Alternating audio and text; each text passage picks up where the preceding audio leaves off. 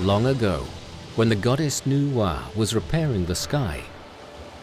She melted down a great quantity of rock into 36,501 large building blocks. One single block was left unused. It lay at the foot of Green Sickness Peak and possessed magic powers.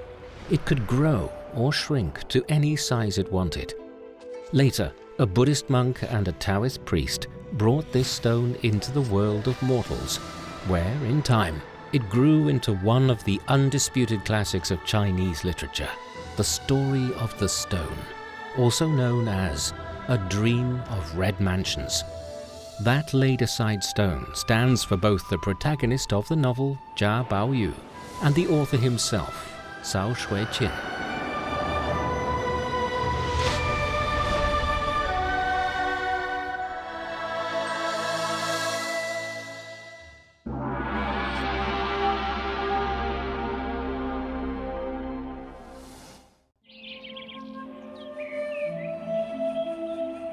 In chapter 37 of The Story of the Stone, or A Dream of Red Mansions, Jia Baoyu's younger sister Tan Chun writes him a letter. "How kind of you to have visited me in my sick room, and how exquisitely thoughtful to have sent your maidservant shortly afterwards with solicitous inquiries and with those delicious lychees and the calligraphy by Yan Zhenqing. I am privileged to live amidst rocks and streams, and in the company of such gifted practitioners of the poetic art as Shui and Lin. Why should the founding of poetry clubs be the sole prerogative of the whiskered male, and female pacificators allowed a voice in the tunable concert of the muses only when some enlightened patriarch sees fit to invite them?" In the letter, Tan Chun mentions the causes of her illness and thanks her brother for his visit and gifts. Then she suggests that, as they all live in the scenic Prospect Garden, they should found a poetry club. This beautifully written letter, full of elegant rhetoric and ethereal ideals, is an almost perfect reflection of its author's character. Tan Chun, known as the third daughter in the Jia family, is described in the novel in these terms. With sloping shoulders and a slender waist, she had an oval face under whose well-formed brows large expressive eyes shot out glances that sparkled with animation. To look at her was to forget all that was mean or vulgar. Joker, a servant of Jia Lian, has this to say of Tan Chun. The third, Master Baoyu's younger sister, we call the Rose, sweet and pretty, and everyone loves her, but she has a thorn.《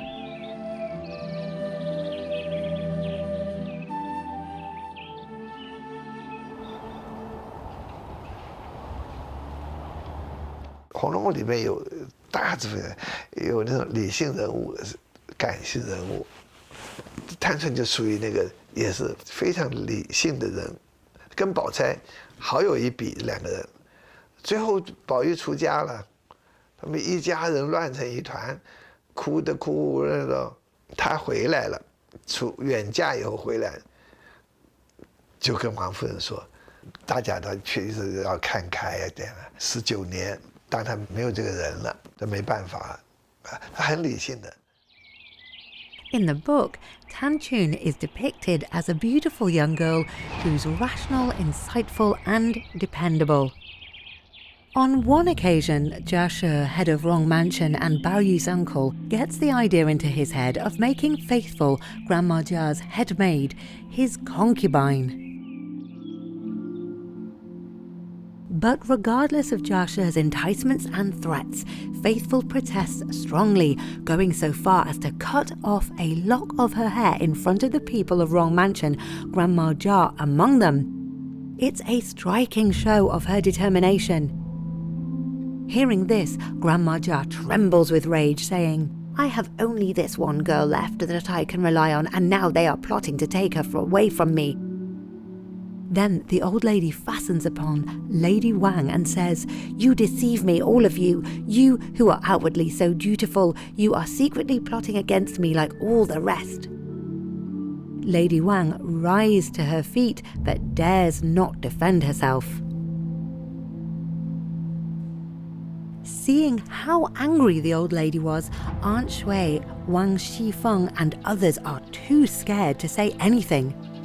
Tan Chun and her sisters had been taken away when Faithful swore not to leave, but she returns to comfort Grandma Jia with her quick wit by saying, "How can this matter have anything to do with Mother, Grandma? Can you think of any reason why a younger brother's wife should be consulted about her brother-in-law's private business?" Those words do the trick right away, and Grandma Jia says, "Of course not, my dear. I am a silly old woman." In the end, it is Faithful's refusal and Grandma Jia's objection that sees Jia Shi's plan fall through. The dutiful Tan Chun resolves an imminent crisis with just a few well-chosen words. Even with all her beauty and brilliance, Tan Chun was born flawed, just a concubine's daughter. Her mother was Aunt Zhao, a concubine of Bao Yu's father, Jia Zheng. In the novel, that identity is to her an indelible scar that everyone can see. Tan Chun is mentioned for the first time in the book in chapter 2, where Long Zixing refers to her as another daughter of Sir Zheng's, a concubine's child called Tan Chun. 探春也一样，什么各方面都很好，就有一个地方不能说庶出的。我们如果循着尴尬这两个字去看，每一个人都尴尬。林黛玉尴尬，薛宝钗难道不尴尬吗？掀起红盖头的时候，她说这个人是谁？贾宝玉说这个人是谁？不是林妹妹吗？那她不尴尬吗？她尴尬的不得了。《红楼梦》就很擅长设计人跟人之间那种尴尬的处境。贾赦的夫人邢夫人哈。她的老公这个胡子都花白了，还要娶一个小老婆，还叫她去讲，尴尬。所以那个处境设计的好，是小说成功的第二个要素。第一个要素是人物塑造设定，定义清楚。Tan Chun has just taken over as house manager when her birth mother, Aunt Zhao, comes to trouble her, requiring extra money for the funeral of her birth mother's brother who's just died. Tan Chun, going white with anger, breaks into sobs. "Who is this mother's brother? The only mother's brother I know about is the one who has just been appointed Inspector General of Armies in the 9 provinces. No one ever told me that I ought to think of Zhao Guoji as my uncle." 在赵姨娘的心中呢，她是总存有了一份母凭女贵的这样一种心态。她对这个探春呢，她又怕，但是呢又想依赖她，然后依赖不成呢，她又是有一种怨恨，一种抱怨。他极端的时候呢，甚至于是希望他的女儿要像迎春一样的，以后要遭遇婚姻不幸。Some argue that Tan Chun's disowning of her uncle shows ingratitude, yet it's undeniable that her impartiality as new manager is recognised, otherwise she'd have lost all her credit.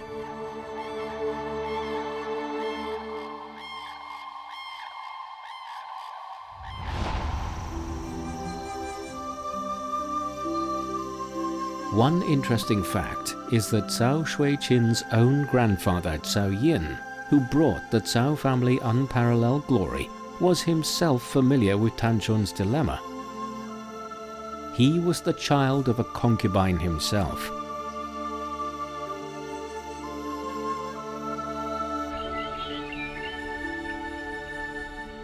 One fundamental difference, though, was that Cao Yin's birth mother, Lady Gu, was born into a prosperous household in the south, and Cao Yin loved her deeply. Also, Lady Gu could well be the wellspring of the family's literary and artistic genes.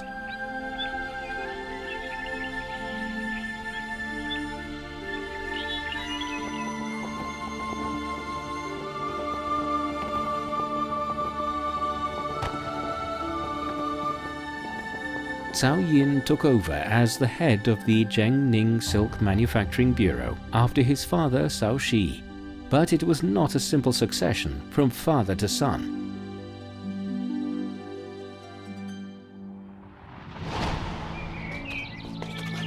About the same age as Emperor Kangxi, Cao Yin was selected as the emperor's classmate. According to written records, whenever Kangxi made a mistake in class, the teacher, being unable to punish the emperor, would punish Cao Yin instead. Over the years, Cao Yin took more than a few beatings on behalf of the emperor.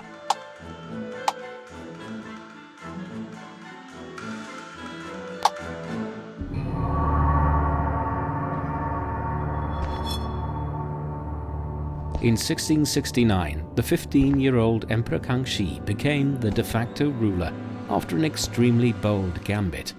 He captured Orboy, the then most powerful regent, assisted by a squad of young bodyguards.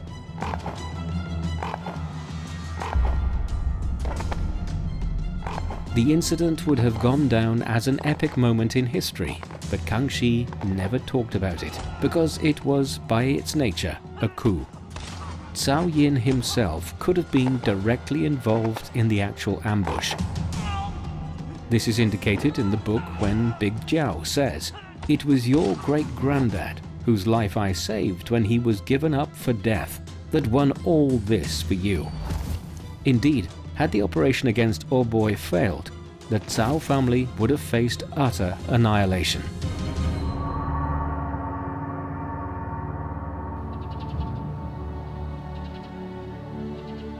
In 1679, or the 18th year of the Emperor Kangxi's reign, Gu Jingxing, cousin of Lady Gu, came to Beijing for the imperial examination, competing against over 100 Confucianist scholars, all of whom were learned, renowned, and recommended by provincial officials.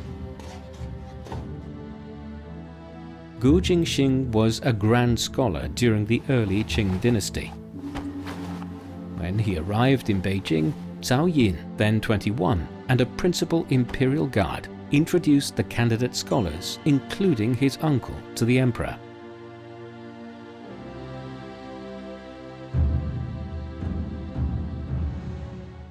顾景新到了北京之后呢，他跟曹寅两个人之间的关系呢，互动非常的多，而且非常的好啊。他们常常什么东西呢？两个人谈诗啊、论文，就骑着马出城啊，谈到说这个城门那个宫禁都快要关了，才急急地赶回来。Gu Jingxing often reminded Cao Yin of his mother, who died young. And Gu Jingxing was fond of this young and talented nephew too.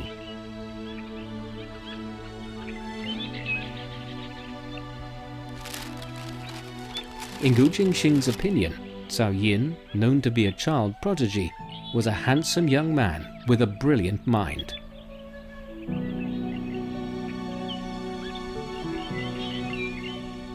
In his later writings, Gu Jingxing often referred to Cao Yin intimately by his courtesy name, a living proof of how close they were. Gu Jingxing also, in many of his poems and essays, insinuated his relationship with Cao Yin, whom he was obviously proud of.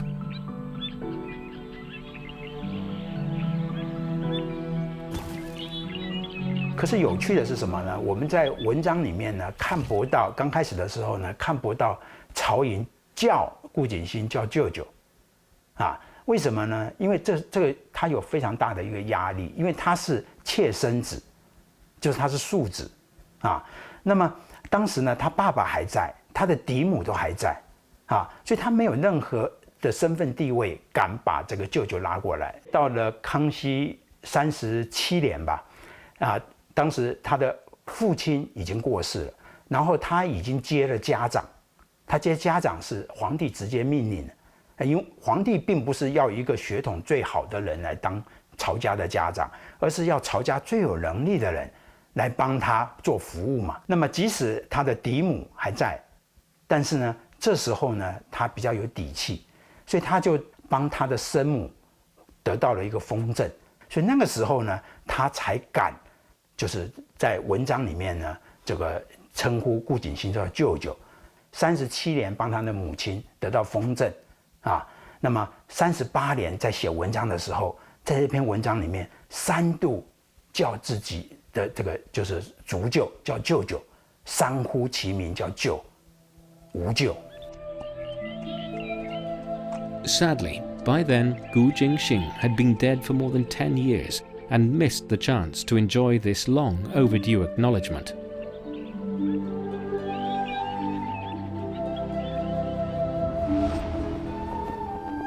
One of the greatest achievements of the story of the stone, or A Dream of Red Mansions, was the creation of the Prospect Garden, a perfect illusion. Bao Yu's older sister Yuan Chun was married into the imperial palace years earlier until, unexpectedly, blessings came to the Jia family when Yuan Chun is promoted to the higher rank of imperial concubine. Next, the emperor gives the order that any family which had a separate house or annex capable of being maintained in the degree of security specified for a temporary imperial residence can make written application for permission to receive a visitation in their own home. The Jia family then start a construction of unprecedented scale, building a separate residence for the visitation for receiving Yuan Chun. Yuan Chun's visit marks the peak of the Jia family's as well as the other 3 powerful households' prosperity. Cao Xueqin's elaborate depiction of this visit was more likely than not a nostalgic nod to the glory days when his own family received the emperor 4 times.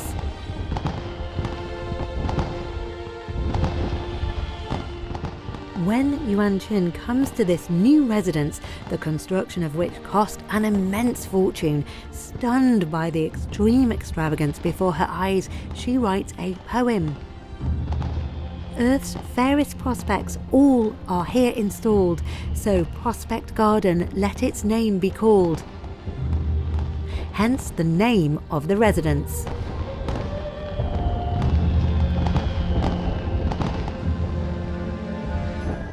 Tan Chun, embracing the wondrous sight with a joyful heart, composed the following verses. The finished garden is a wondrous sight, unlettered and unskilled I blush to write. Its marvels are not in one phrase expressed, yet bright and beautiful I judge the best. 曹雪芹的写的大观园，我认为就是写的三山五园。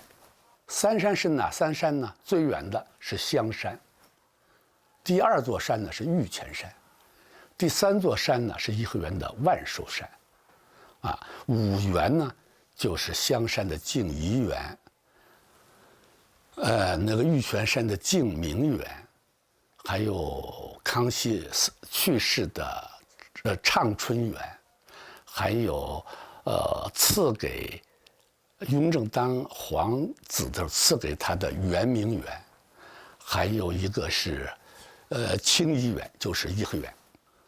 曹家曹雍1年的俸禄才150两银子，能够有这么一个大观园，那是不可能的。他写的就是皇家的园林。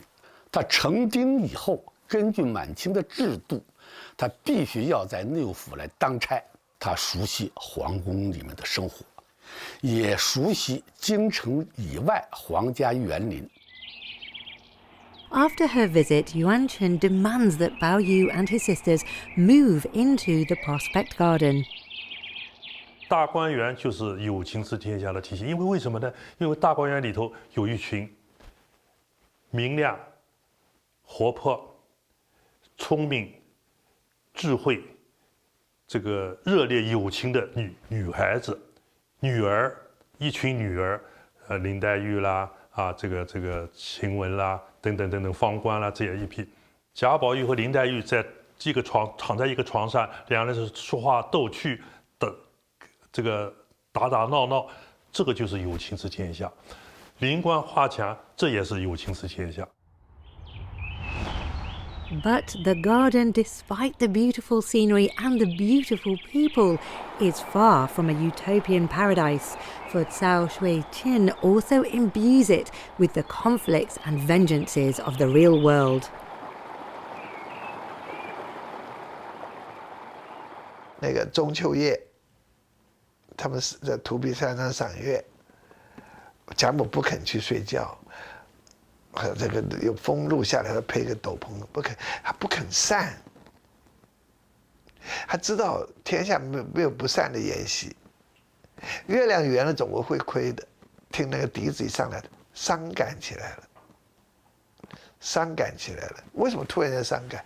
他觉得好冥冥中他们家族的命运快到了。后来他就蒙蒙蒙的睡去，睁开一看，哎。 像黛玉啊、湘云啊，他们撑不住都走了，好了走了。探春守在那里，所以他这个家族，他想撑起来这个家的。Seeing that the men in the family know only how to lead lives of luxury and magnificence, Tan Chun says, "If I'd been a boy, I should have left home long ago and done something to show myself worthy of her kindness." What if the family were run by someone as educated and capable as Tan Chun? Would that postpone the end of the 4 powerful households? As if to answer that question, an opportunity comes up for Tan Chun.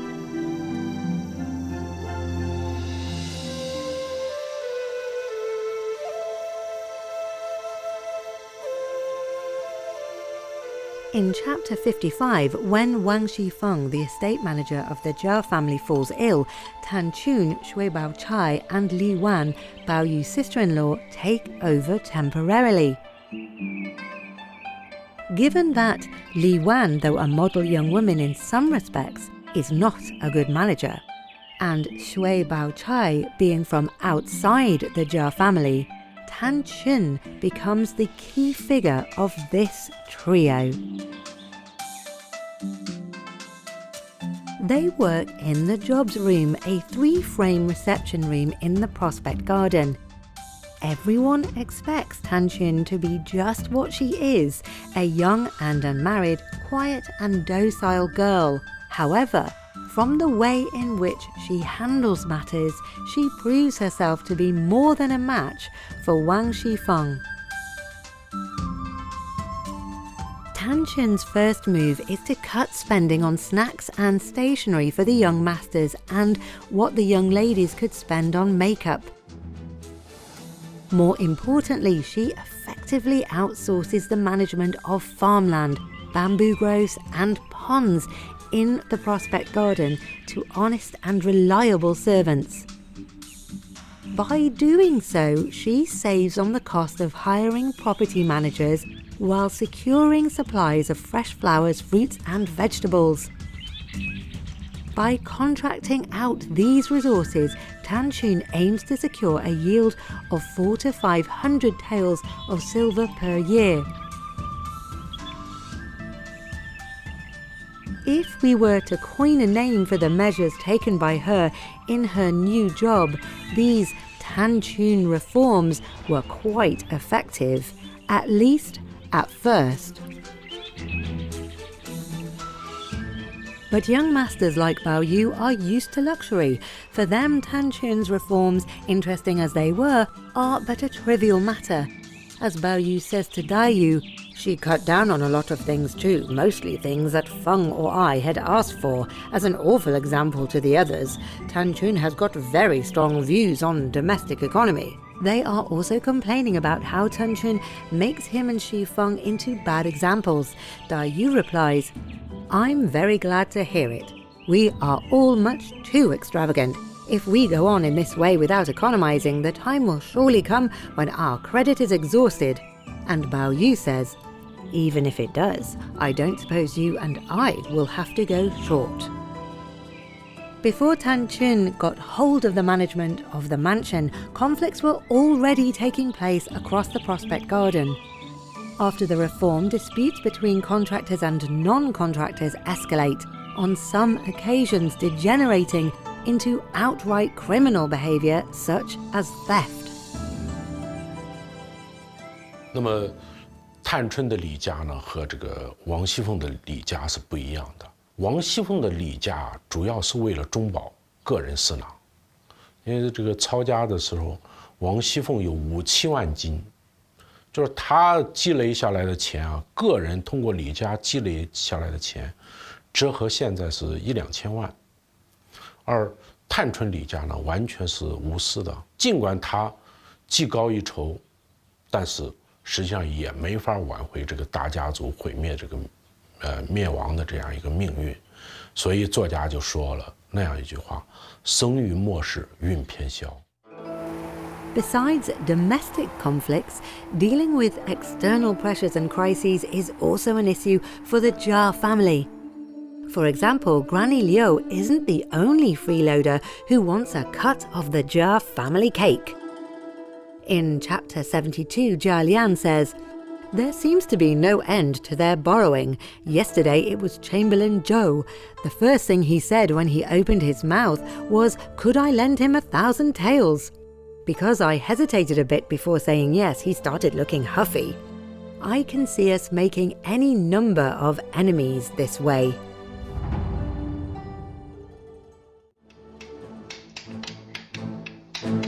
But the freeloaders keep coming, and the family simply can't refuse. This is precisely the same situation that Cao Xueqin's family faced when they were running the Jiangning Bureau.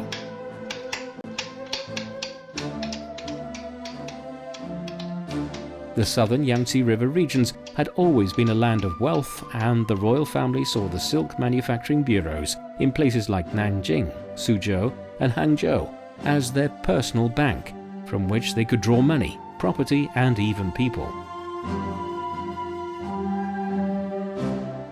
These relentless demands eventually resulted in huge deficits, but despite the pressure and challenges, Cao Yin strove to stay honorable.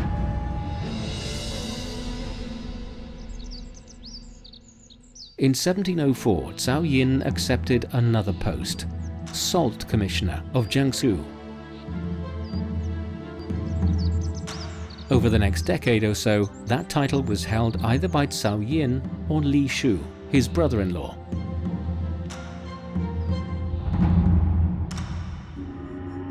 The Salt Commissioner's authority extended to central and eastern regions, accounting for over half of the income generated by the national salt tax, with 2.5 million taels of silver going to the court annually.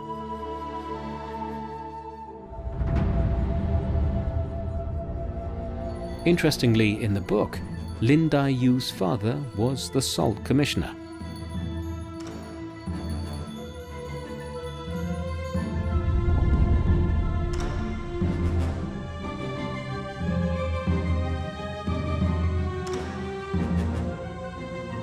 As soon as he took office, Cao Yin identified numerous problems which he reported back to Emperor Kangxi. However, his requests for reform were firmly rejected by the emperor. 曹寅呢也想为皇帝多做一点事儿，啊，也想呢进行一些腐朽制度的一些变革。那康熙就跟他说了：“你多一事不如少一事。”而且说呢，你对各地的总督、巡抚，你要多加留心，有什么情况，你要监督他们，向我随时来汇报。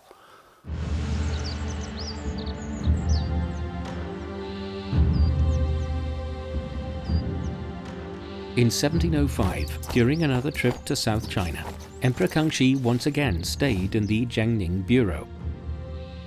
At the time, Chen Pengnian, the magistrate of Jiangning, an honest official, was framed by his superior and imprisoned. Cao Yin, who had no personal relationship with Chen Pengnian whatsoever, besought the emperor to exonerate Chen and set him free.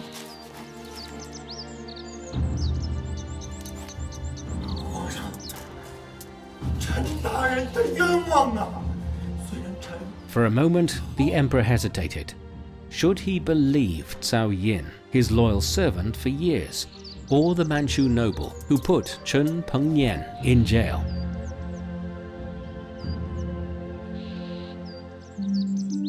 Before he could decide, Cao Yin's youngest son ran by frolicking.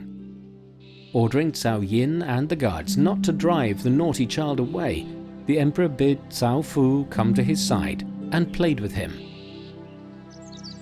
As if unintentionally, the emperor asked him, "Boy, are there good officials here in Jiangning?"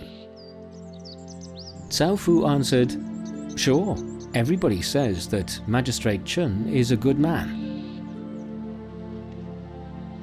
Thanks to this chance encounter, not to mention further investigations on behalf of the emperor, Chun Pengnian was exonerated and reinstated. Chun Pengnian went on to become the governor of waterways and died at the age of 60 due to overwork. He had lived up to his reputation. Centuries later, Wu Mo, a famous Chinese scholar, wrote a poem in his honor. Upon him the people entrusted their hopes. Seldom was such a righteous man seen in history.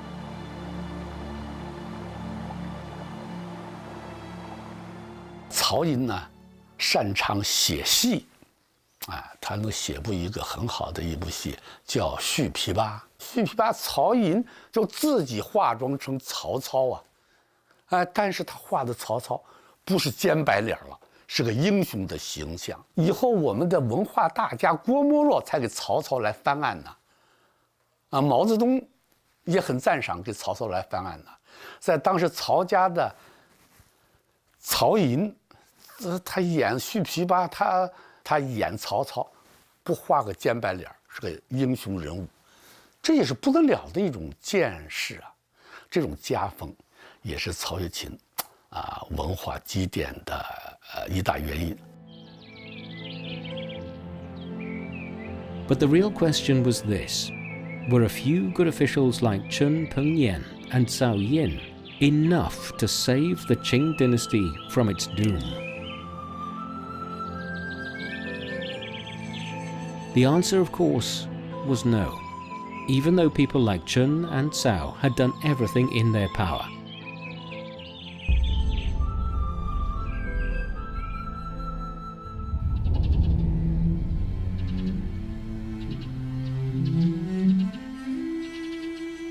In the book, Tan Chun's reforms come to an end sooner than anyone expects. One day, a maid named Simple finds an embroidered purse with erotic design before running into Lady Xing. The Jias, seeing themselves as a decent family, can't allow such obscenity under their own roof.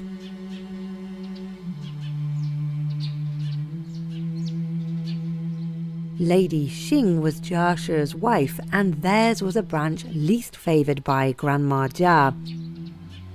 Naturally, Lady Xing sees the incident as an opportunity to humiliate Lady Wang and Xi Feng.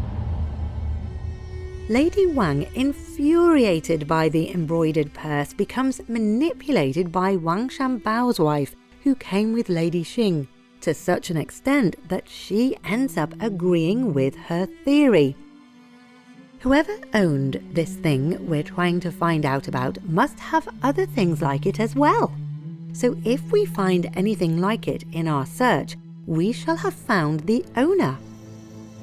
So, Lady Wang tells Wang Shanbao's wife, assisted by Xi Feng, to take the lead in raiding the Prospect Garden door to door that night. Tan Chun, the acting estate manager of the Rong Mansion, as per Lady Wang's order, although not intentionally, becomes a suspect in the raid too. Before the search party get to Tan Chun's residence, someone brings word of their coming. They find Tan Chun waiting for them in the open doorway, along with her maids. When they arrive, she asks somewhat challengingly, "Well, what do you want?" Xueqin, with an emollient smile, says something has been missing and they have been questioning everyone for several days now without being able to find out who took it. It's thought that whoever is responsible for the theft might try to incriminate one of the maids. We are making this search more for the sake of clearing them than because we really suspect any of them of taking it. Naturally, all my maids are thieves, says Tanchun affably. As a matter of fact, I am their principal fence. If you want to search, you'd better look at my cupboards and boxes first, because anything they steal is automatically handed over to me. Tanchun's aggressive attitude forces Xueqin to back down. Then she says, "A great household like ours is not destroyed in a day. The beast with 1,000 legs is a long time dying. In order for the destruction to be complete, it has to begin from within." Tanchun begins to cry. Wang Shanbao's wife, however, who leads the raid, still believes they're winning, for she refuses to take a concubine's daughter like Tanchun seriously. So, going up to Tanchun, she takes hold of a corner of her gown and turns it back, grinning all over her face. "There," she says, "now I've even searched Miss Tanchun, and there's nothing on her either." But before she can finish, this old woman receives a resounding smack from Tanchun. In a towering rage, Tanchun rebukes her. "Who do you think you are? How dare you touch me? It seems that the respect that I and the others show you, even though it is only for her ladyship's sake and out of consideration for your age, merely encourages you to make mischief for us and abuse your borrowed powers." Hearing that Wang Shanbao's wife is whining about going back to her old home, Tanchun asks her maids to argue with her. Scribe, needing no second prompting, hurries outside to take up the cudgels on her mistress's behalf. "We should all be only too pleased if you really did go back to your own home, but I'm afraid that when it comes to it, you won't be able to tear yourself away." Xueqin is greatly amused, saying, "Good for scribe, like mistress, like maid." The raid on Prospect Garden ends in a perfunctory fashion, but then so do Tanchun's reforms. Soon after, as arranged by her father, Tanchun marries the son of a government official and leaves the garden. Grandma Jia weeps for Tanchun's departure, and Bao Yu, having heard about his sister's marriage, with a cry of dismay falls into floods of tears. Yet there's nothing at all he can do about it. In chapter 5, there's a song dedicated to Tanchun. "Each in another land must be. Each for himself must fend as best as he may. Now I am gone, oh do not weep for me."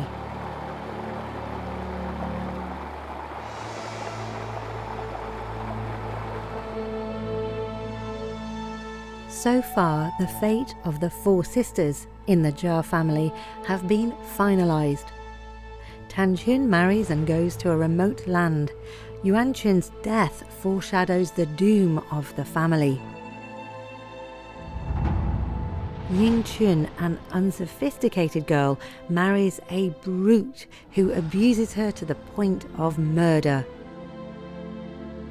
Xichun, the youngest sister and the most talented artist in the Prospect Garden, decides to become a nun, having seen enough ugliness in her home.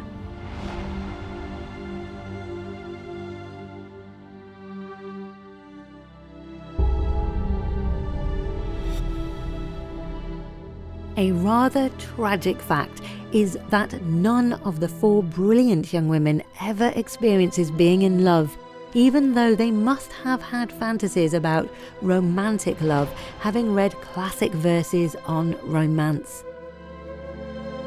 Yet, according to the ethics of that time, romance was a taboo. In a sense, they were far less fortunate than Lin Da-yu, whose whole life is dedicated to love.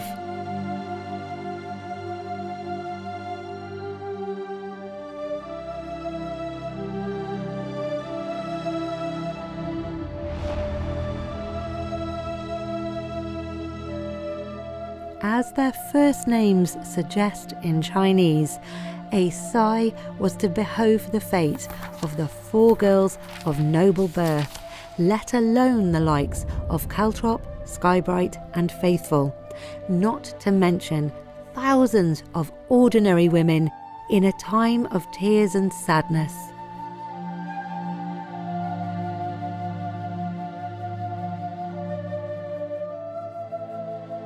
他们都生于末世，因此呢，最后都归入了薄命司。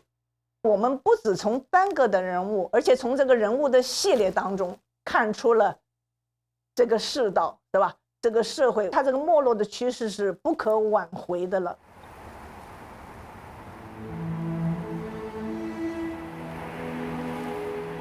The Prospect Garden, this picturesque paradise created by Xueqin, is incredibly fragile.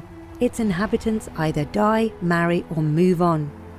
You Shi and Xifeng even see ghosts in the garden. This vast complex is on the brink of desolation. Later, even after the Taoist exorcism ritual, nobody dares to stay on.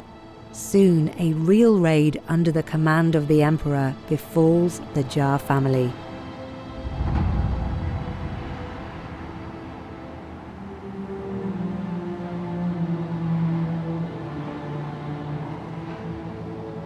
大观园不可能独立的存在，它离不开封建社会的侵蚀，你吃喝穿用离不开别人。因此呢，作者曹雪芹呢，虽然辛辛苦苦建了这样一个女儿国，但是呢，他又无可奈何的让这个女儿国最后毁灭掉。 As a teenager, Cao Xueqin had an actual experience of a raid. In 1711, Cao Yin died suddenly of malaria, after which the family fortune sank and its downfall became inevitable.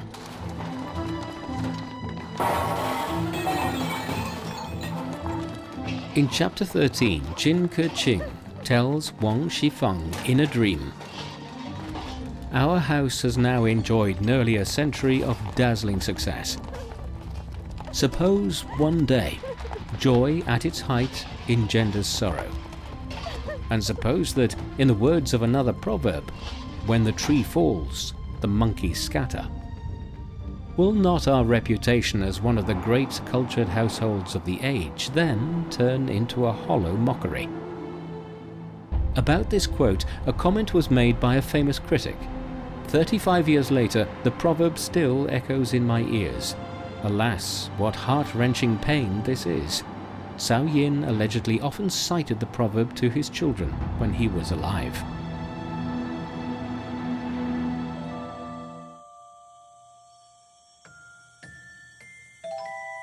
Some 3 decades later, when writing A Dream of Red Mansions or The Story of the Stone in the barracks underneath Beijing's Western Hills, Cao Xueqin could feel the passage of time as a distant dream, while the impression of some young women he knew in his youth grew ever distinct. As he wrote the novel's first chapter, he suddenly bethought himself of the womankind of past ages, and felt that in action and in law, one and all were far above him, and he could not compare with these characters of the gentle sex.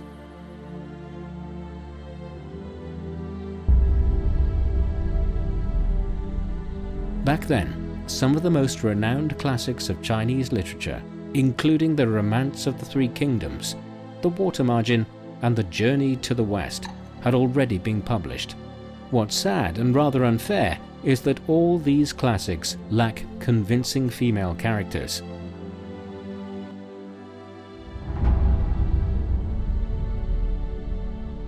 后来我说，《红楼梦》呢，作者通过这样一些生动的、精彩的描写，表达了作者曹雪芹的那种人文情怀，以及他对美的毁灭的一种无奈和一种悲愤。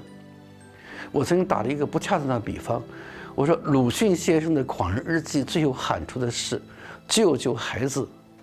我说曹雪芹的《红楼梦》最初喊出的是救救女儿。世界上一些最著名的女性啊，都是男性作家写出来的。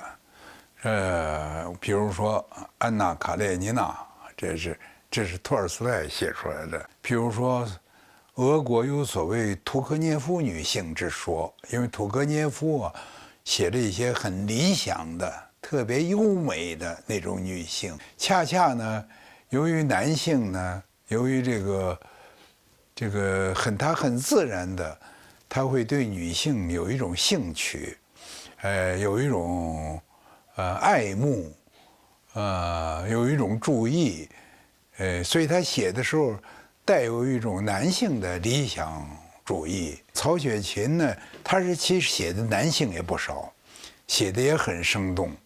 可是我们会发现，他写这些男性人物的时候呢，他缺少一种写女性人物的时候的那种欣赏和怜爱的态度，所以这个也是很自然的一件事情。In Chapter 1 of The Story of the Stone, Cao Xueqin expresses his ardent hope that those women in the inner chambers, generation after generation, could not on any account be allowed to fall into extinction. Thanks to Cao Xueqin's ingenious work, over the past 250 years, readers have been introduced to all these beautiful and vivid female characters, including Dai Yu, Skybright, Tanchun and Caltrop, whose dreams and goals in life, as well as their joys and sorrows, have become part of the eternal charm of Chinese art. They are as immortal and splendid as any other women in the world of literature. Juliet, Eugénie Grandet, Anna, and all the rest of them.